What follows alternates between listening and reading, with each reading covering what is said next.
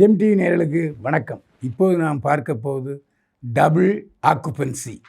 தலைப்பு ஆங்கில தலைப்பு தான்.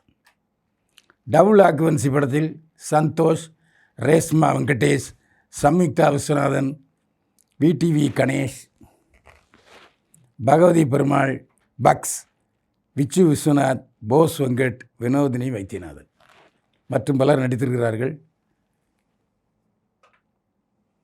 ஏசிஎஸ் அருண், சுந்தர் சி குஷ்புவுடைய மகள் அஸ்வினி சுந்தர் ஆகியோர் இணைந்து தயாரித்திருக்கிறார்கள். சாந்தா குமார் ஒளிப்பதிவு செய்திருக்கிறார்.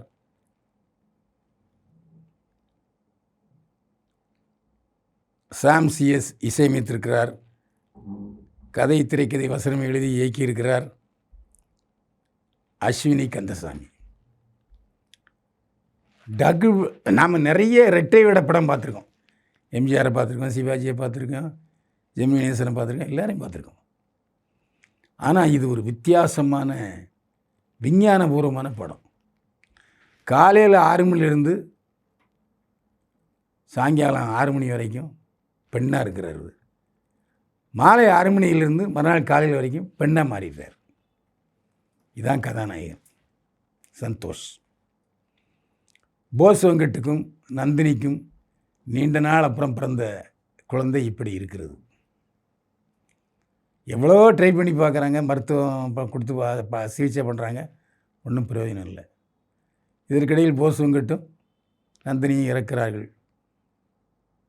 சந்தோஷ் வளர்ந்து பெரியவர் ஆகிறார், பெரியவள் ஆகிறார். சந்தோஷை ஒருத்தி காதலிக்கிறார். அந்த பெண்ணை இன்னொருத்தன் விரும்புகிறான். இப்படியாக கதை செல்கிறது. ஒரு நமக்கு அடுத்த காட்சி என்னன்னு அப்படியே பரபரக்க வைத்திருக்கிறார் அஸ்வினி கந்தசாமி இயக்குனர்.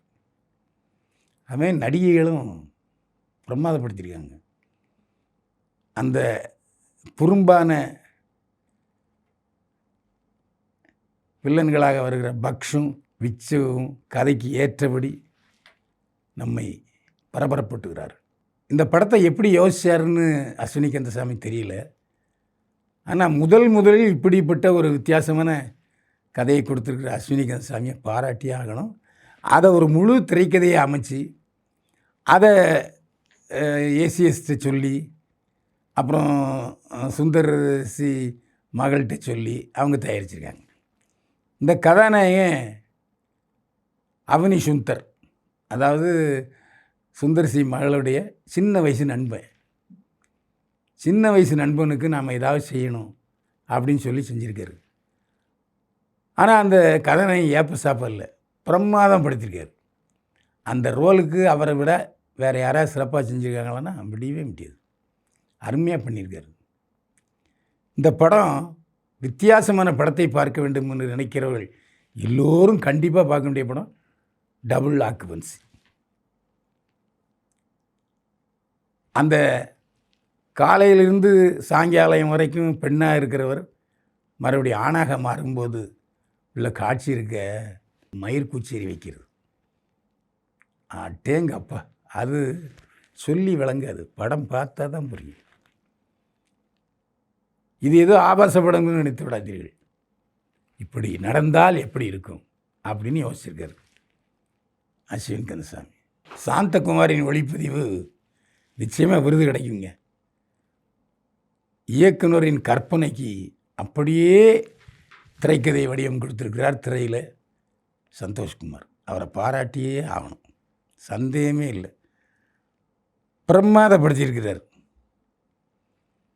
ஆக படத்தில் இசை, ஒளிப்பதிவு எல்லாமே மிகச்சிறப்பாக இருக்குது. நடிகர்களும் மிகச்சிறப்பாக நடித்திருக்கிறார்கள். குடும்பத்தோடு போய் இந்த வித்தியாசமான படத்தை பார்த்தீங்கன்னா வேறு மாதிரி மனம் குதூகலிக்கும்.